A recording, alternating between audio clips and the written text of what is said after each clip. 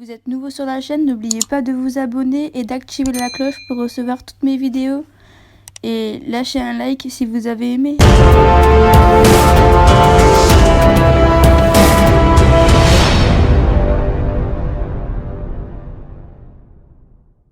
Salut, ça va vous? Moi ça va nickel. Aujourd'hui, on se retrouve pour une nouvelle vidéo avec un témoignage terrifiant. Il nous raconte son histoire en direct. Prenez quelque chose à manger et à boire et on se retrouve à la fin de la vidéo. Votre prénom est-il Travis? Yes. Oui. Le 5 novembre 1975, avez-vous vu dans les bois de Turkey Springs un objet volumineux et brillant suspendu en l'air? Yes. Oui. Quand vous vous êtes retrouvé tout près de cet objet semblable à un ovni, avez-vous subi un choc attribuable à une force exercée par lui? Yes. Oui. Après avoir repris connaissance dans une petite pièce humide, avez-vous vu de mystérieuses créatures aux grands yeux sombres se déplacer dans cette pièce? Yes. Oui. Avez-vous, avec l'aide de votre frère Dwayne ou d'une autre personne, monté un canular pour faire croire que vous aviez été enlevé et transporté dans un ovni? Non.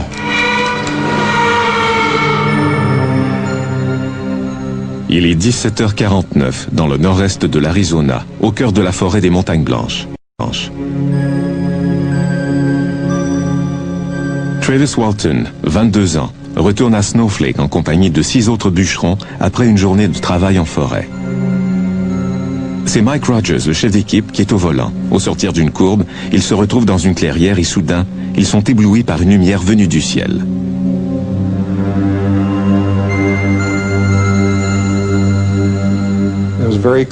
C'était une lumière claire, très vive, et qui se trouvait à 20 ou 30 mètres du camion. Je l'ai vérifié plus tard en allant marcher à cet endroit.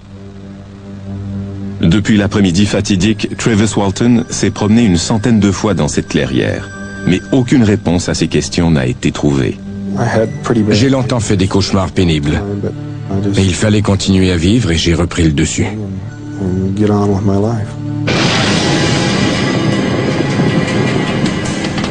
Cette étrange histoire est le sujet du film intitulé « OVNI, l'ultime rencontre ».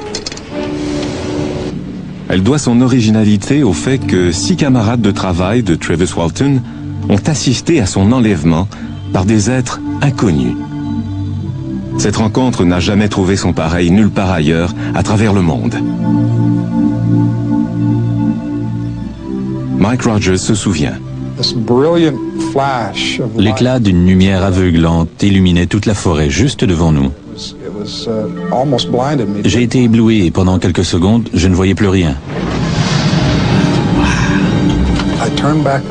Quand je me suis retourné pour jeter un coup d'œil à l'endroit où se tenait Travis, il était projeté dans les airs, comme si une grenade avait explosé juste devant lui.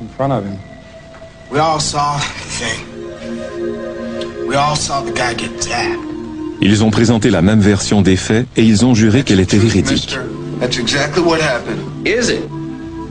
À une exception près, ils acceptent de se prêter au test du détecteur de mensonges. Les résultats leur seront favorables. 19 ans plus tard, le même opérateur les expose à des tests encore plus élaborés et ils obtiennent tous, Travis Walton comme les autres, un résultat positif. Monsieur Walton dit la vérité quand il affirme que ce n'est pas un canular, qu'il se retrouvait à l'intérieur de ce qu'il croit être un ovni et qu'il a été ensuite abandonné sur la route de Heber. Sur la base des questions que je lui ai posées, son histoire est véridique. La population de Snowflake ne s'explique pas ce qui s'est passé ce soir-là. Écoutons le témoignage du shérif de l'époque, Marlon Gillespie. Je crois que ces 6 personnes ont vu quelque chose qui était à leurs yeux un objet volant non identifié. Quand une lumière bleue apparaît au-dessus de leur camion, Travis est brutalement éjecté de la place qu'il occupait à côté du chauffeur. C'est comme si une sorte de décharge électrique m'avait transpercé le corps. J'ai été d'abord engourdi avant de perdre connaissance.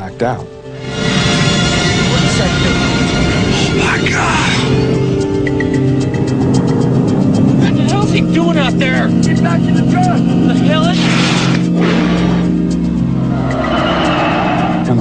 J'ai appuyé sur l'accélérateur. Tout le monde me criait de détaler au plus vite, et je suis parti. Ils ont pensé que j'avais été tué, ils ont été pris de panique. Pendant que le camion s'éloigne à toute vitesse, Travis se retrouve au centre d'une série d'événements inexplicables.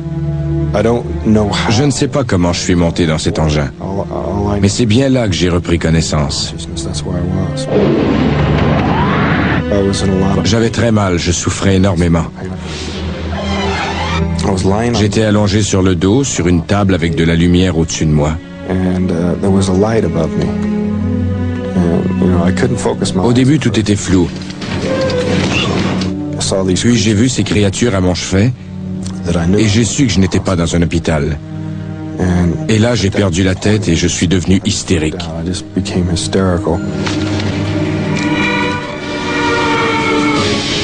Quand Mike Rogers et son équipe sont de retour à la clairière, Travis a disparu. Peu importe qui ils étaient et d'où ils venaient, ils s'étaient emparés de lui et j'en étais profondément touché. J'étais démoli. Pendant 5 jours et 6 heures, personne n'aura de nouvelles de Travis Walton. À leur retour à Snowflake, ses camarades racontent leur histoire. Les résidents de la ville commencent par en rire, mais la suspicion succède très vite à la dérision. Nous avons commencé par les observer attentivement pour savoir s'ils avaient consommé de l'alcool ou s'ils avaient pris des stupéfiants. Des équipes de chercheurs passent les montagnes blanches au peigne fin. Mais le temps passe et on commence à soupçonner Mike Rogers et ses hommes d'avoir assassiné Travis Walton, d'avoir dissimulé son cadavre et d'avoir inventé cette histoire d'OVNI. C'est donc avec une certaine appréhension que les compagnons de Travis Walton subissent le test du détecteur de mensonges.